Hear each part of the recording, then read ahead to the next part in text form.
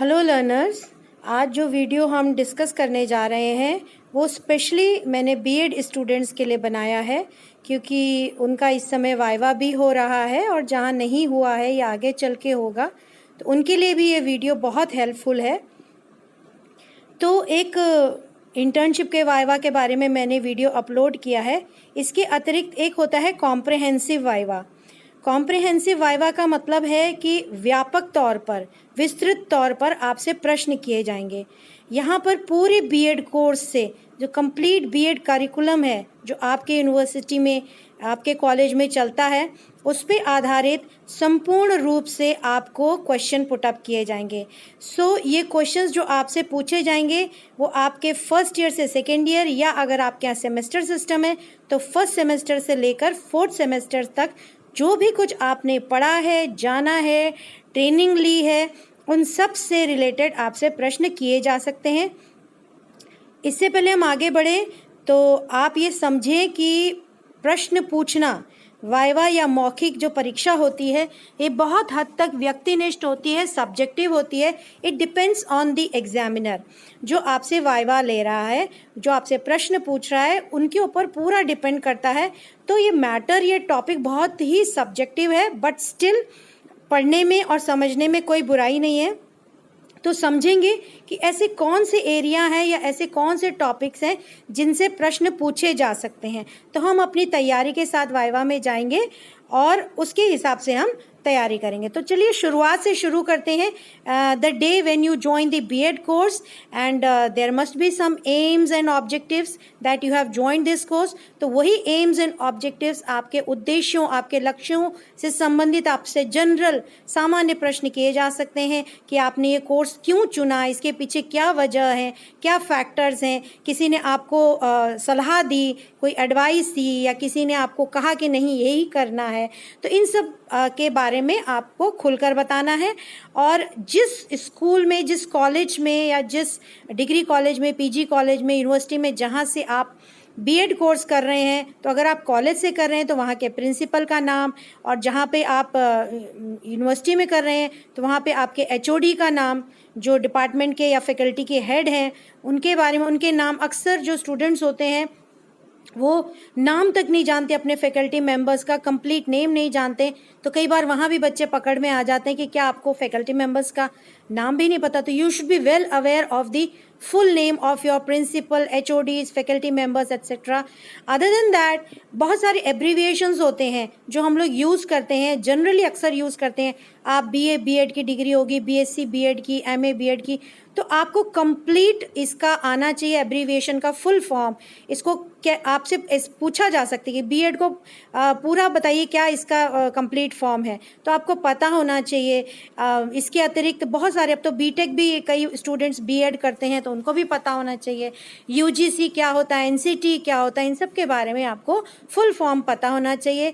फिर आपके हर सेमेस्टर में पेपर होते हैं, या अगर आपका ईयरली कोर्स है तो आपको जो भी पेपर्स आपके होते हैं, जो मेन पेपर्स होते हैं, जो कोर पेपर्स होते हैं, जो मुख्यतः पेपर्स होते हैं, कंपलसरी पेपर्स भी जिनको कहते हैं, उन पेपर्स का नाम पता होना चाहिए। आप ये मत बोलें कि आपका ये पेपर का नाम क्या है, आप ये ऐसे ना बोलें कि साइकोलॉजी, टेक्नोलॉजी, फिलॉसफी, ऐसे ना बोलें। आप पूरा कंप्लीट नेम बोलें। Measurement and evaluation in education, ऐसे पूरा बोलिए। ये नहीं कि मेजरमेंट का पेपर था, टेक्नोलॉजी का पेपर था, इस तरह से जवाब ना दें आधा अधूरा।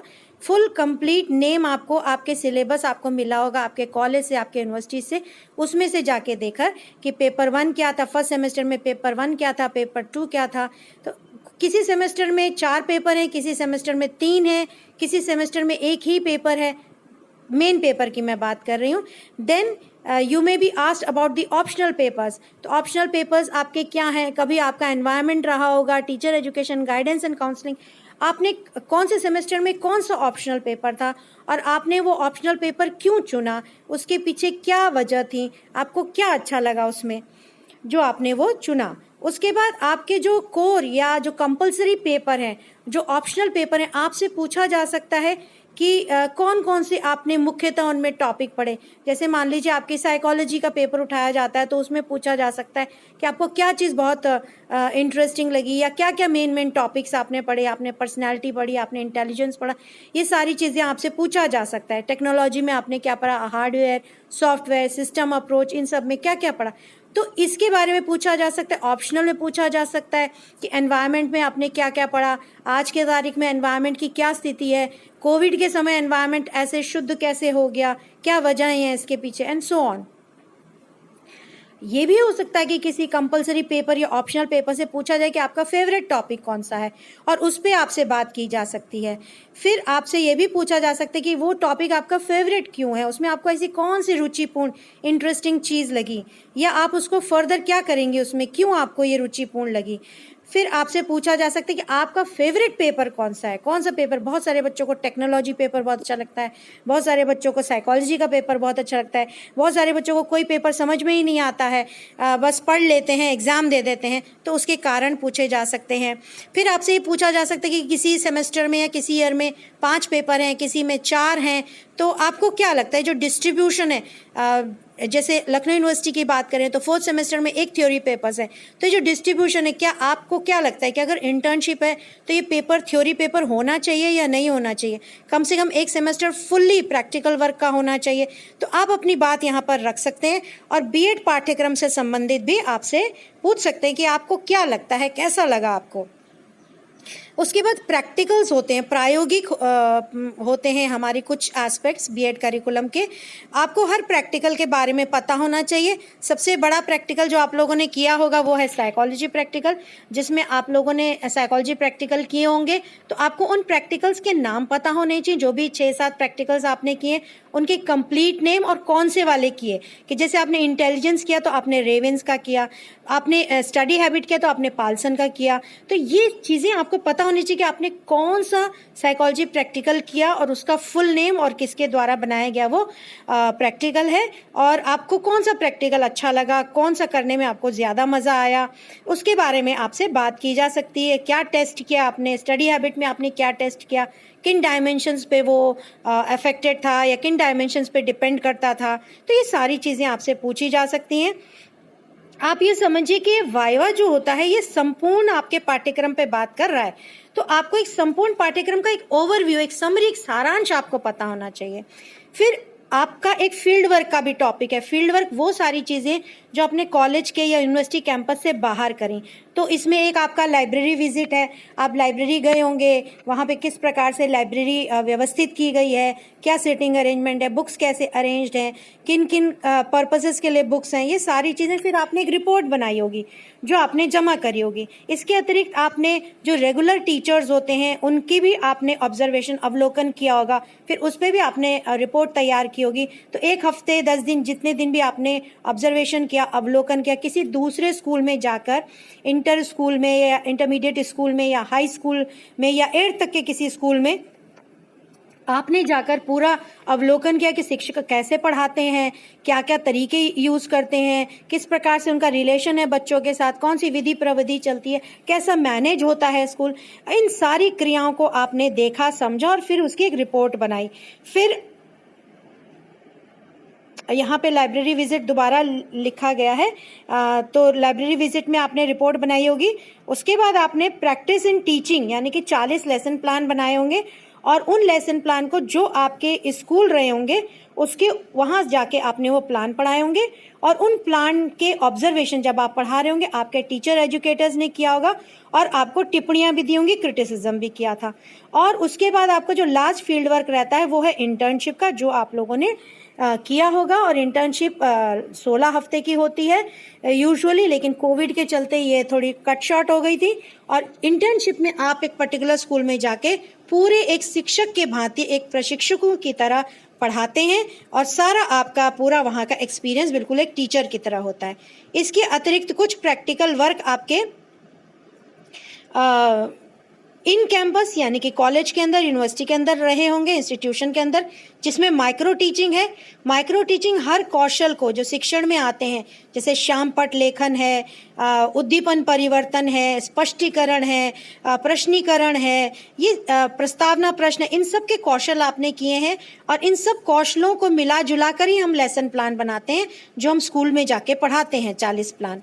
तो आपने हर शिक्षण कौशल को बारीकी से एक एक सूक्ष्म शिक्षण पाठ योजना बनाई होगी, उसके द्वारा किया होगा और इनका शिक्षण आपने अपने ही कॉलेज में, अपने ही इंस्टीट्यूट में या अपने ही यूनिवर्सिटी में किया होगा, अपने ही जो क्लास के आपके क्लासमेट्स हैं, पीयर ग्रुप हैं, जो आपके सहपाठी हैं, उनके साथ किया होगा, उन्होंने आपको देखा होगा। इसके अतिरिक्त एक बुक रिव्यू भी होता है, एक प्रैक्टिकल वर्क है जिसमें आपको 2 पाठ्य पुस्तक, स्पेशली वो जो 2 पेडागोजी के सब्जेक्ट आपने लिए हैं, अगर आपके पास साइंस या मैथ्स है या आपके पास हिस्ट्री या हिंदी है या आपके पास इंग्लिश और इकोनॉमिक्स है, तो इन 2 सब्जेक्ट का आपने जो स्कूल बेसिकली हम लोग 6 to 9 लेते हैं, यहाँ की किताबें पाठ्य पुस्तक यानी कि टेक्स्ट बुक उठानी है और उनका रिव्यू करना है। रिव्यू यानी कि वो कैसी हैं पाठ्य पुस्तक, क्या वो आइडियल पाठ्य पुस्तकें अच्छी हैं, वो सारी बातों को they meet those demands of a good text book, तो वो कैसी, उनकी छपाई कैसी है, उनकी बाइंडिंग कैसी है, उनमें लिखावट कैसी है, उनमें जो कंटेंट है, जो विषय वस्तु कैसे समझाया गया है, पिक्चर्स कैसी हैं, उद्देश्यों को परिपूर्ण करने वाले क्या कंटेंट है या नहीं है। तो ये सारी चीज़ें हम लोगों ने बुक रिव्यू में करी हैं और आप लोगों ने उसकी रिपोर्ट भी बनाई होगी। इसके अतिरिक्त जो भी पाठ्य वस्तु हम लोग पढ़ते हैं, उन पाठ्य वस्तु पे आधारित हम लोग को प्रदत्त कार्य यानी कि असाइनमेंट दिया जाता है, जिसके भी नंबर होते हैं और आप लोग हर पेपर में 1 या 2 असाइनमेंट तो बनाते ही बनाते हैं।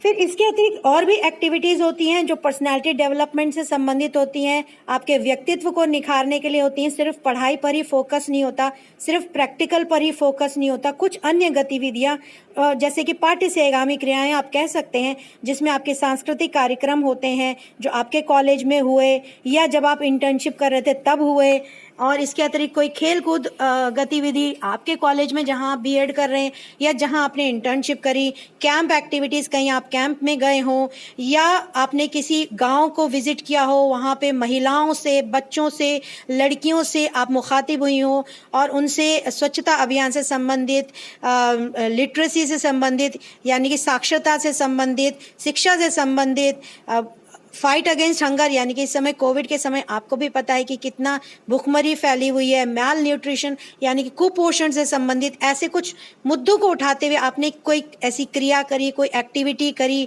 नृत्य नाटिका या कोई कैंप टाइप का।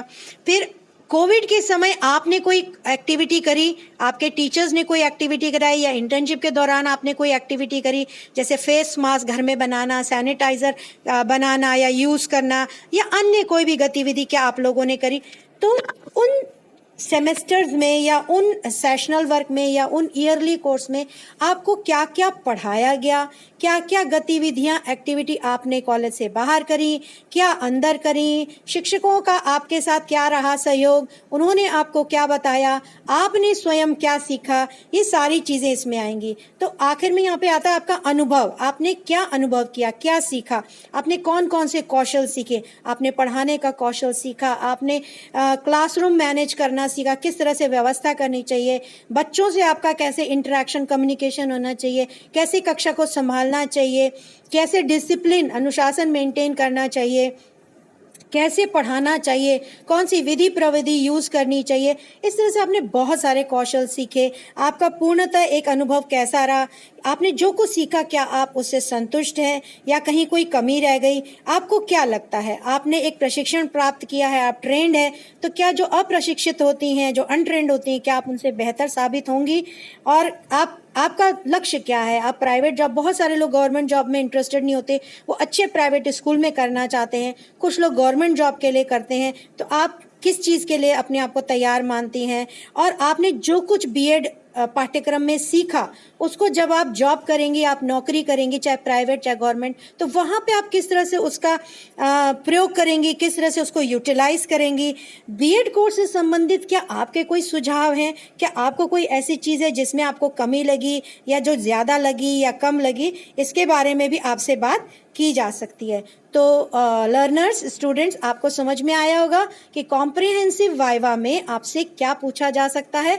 तो आपको थोड़ा सा मैंने आइडिया देने की कोशिश करी है, आप इसको सुने, समझें और अपनी तरफ से भी अगर आपको कुछ मुद्दे लगते हैं तो उनके बारे में भी समझ के जाइए। एंड आई होप आपका वाइवा बहुत अच्छे से हो, फुल कॉन्फिडेंस से जवाब दीजिए। And happy learning friends.